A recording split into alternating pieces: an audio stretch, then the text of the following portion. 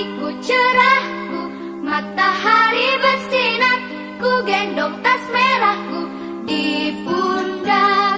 Selamat pagi semua, ku nantikan dirimu di depan kelasmu, menantikan kami. Guruku tersayang, guru tercinta.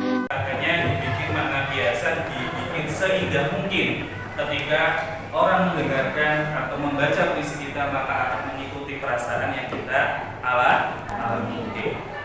Sebagai awal, silakan kalian buka buku paket di halaman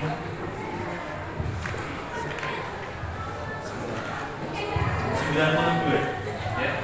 Silakan buka buku paket di halaman 92.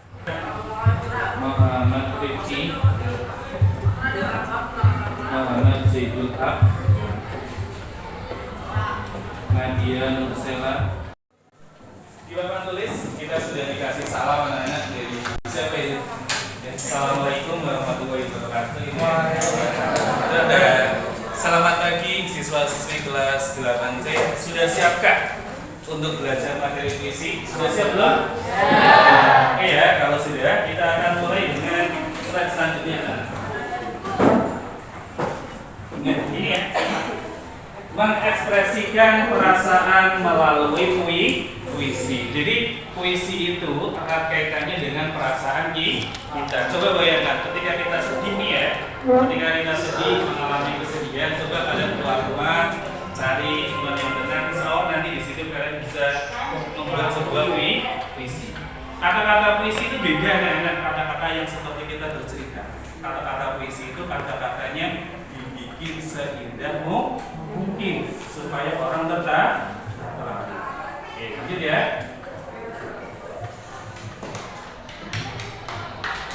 Nah, puisi itu keluarnya dari puisi ya, anak. Puisi apa anak itu? Masa bareng-bareng.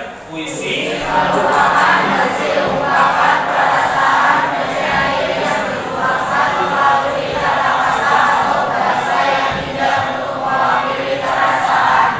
Puisi itu adalah kata-kata indah atau bahasa yang indah untuk mewakili perasaan. Jadi biasanya kalau yang sedang sedih, kita akan mudah bikin sebuah puisi. Tentunya nanti puisinya temanya adalah tentang kesedihan. Kalau misalkan kita sedang bahagia, misalkan dapat hadiah dari kedua orang tua, nanti pasti puisinya temanya adalah tentang kebahagiaan. Karena biasanya puisi itu ketika kita buat sesuai dengan perasaan yang kita alami. Bisa dipahami? Bisa buat puisinya nanti? Bisa ya. Kata-katanya nggak harus bagus anak-anak. Yang penting kalian sebisa mungkin mengekspresikan perasaan kalian. Orang yang mampu menciptakan puisi namanya adalah penyair. Kalau orang yang mampu membuat cerpen namanya cerpenis. Tapi kalau orang yang mampu membuat puisi namanya adalah penyair. Penyair itu banyak anak-anak. Kayak tadi di contoh puisi Hujan di Bulan Juni, itu karya Sapadi Djoko Damono. Terus ada namanya nanti ada penyair Khairul Anwar juga. Ada yang kelas ini yang ingin jadi penyair yang bikin sebuah puisi. Biasanya kalau mampu buat puisi bisa bikin lagu. Orang-orang yang sense perasaannya itu dalam itu biasanya itu suka atau bisa membuat syair, puisi ataupun bikin sebuah lagu. Ya. Lanjut ya anak-anak ya.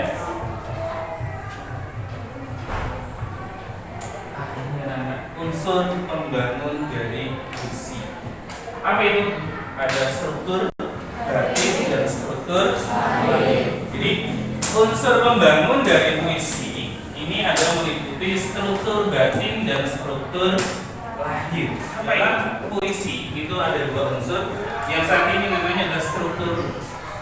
Unsur-unsur pembangun puisi ada struktur batin dan ada struktur lahir. Nah, saya jelaskan struktur batin.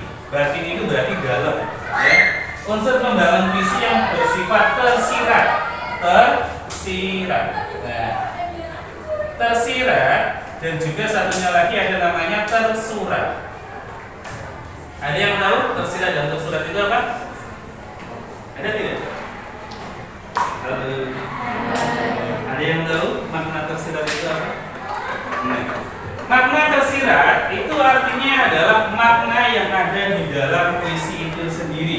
yang mampu dirasakan atau kita ungkapkan melalui perasaan. Berarti tidak ada di dalam tulisannya.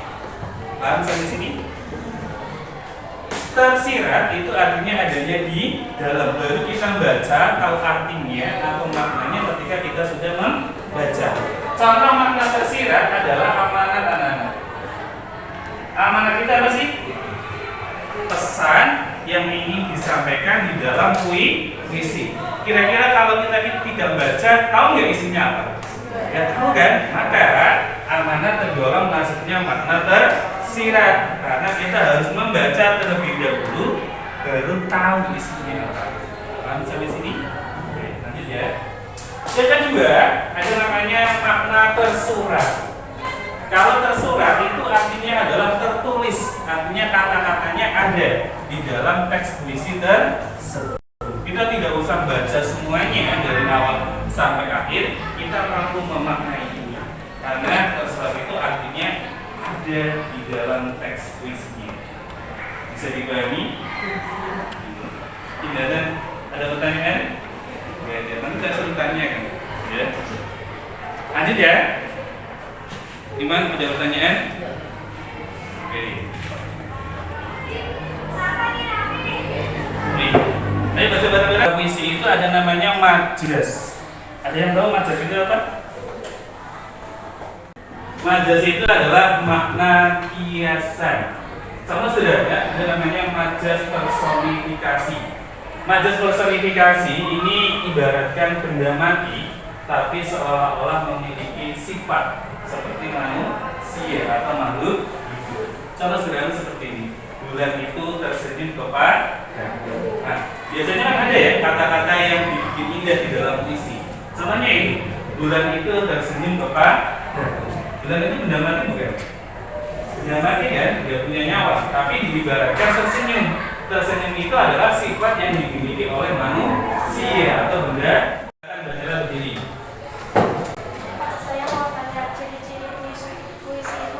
Terima kasih sudah menonton. Oke anak-anak, ini ada pertanyaan bagus dari Mbak Mela ya. Ciri dari puisi. Oke, maka Bang akan menjawab pertanyaan kalian yang dimaksud dengan ciri-ciri puisi.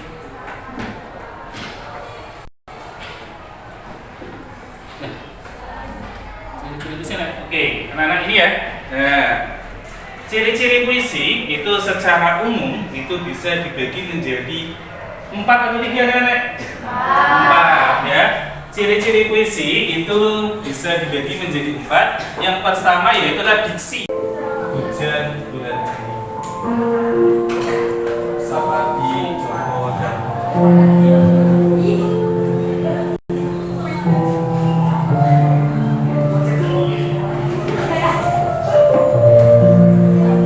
Hujan bulan Juni.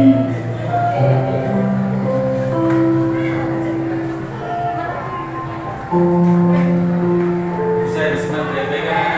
Tak ada yang berkabar Kali ini suara dari kita hujan ya. bulan Juni.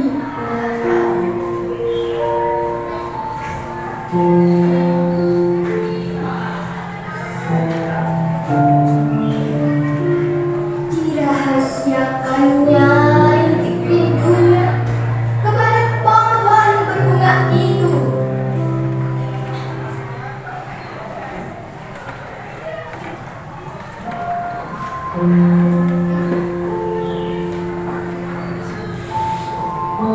Tak ada yang lebih bijak dari hujan bulan Juni. Silakan kalian bikin kelompok. Dari kelompok ini nantinya kalian akan menghasilkan sebuah karya puisi dan nantinya akan dibacakan di depan kelas oleh perwakilan ke kelompoknya. Bisa dipahami instruksinya? Oke, silakan bikin kelompok.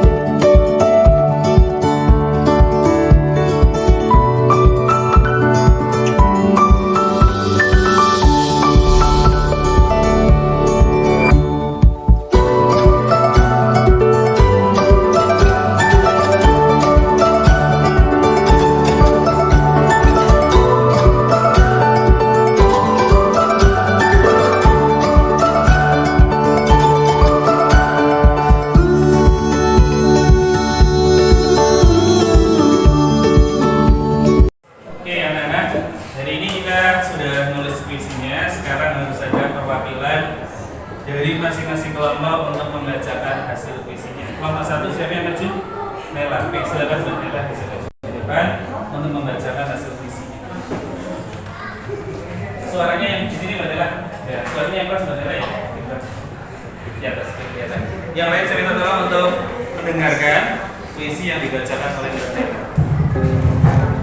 Ibuku pelindungku, keluarga sebagai pelindungku.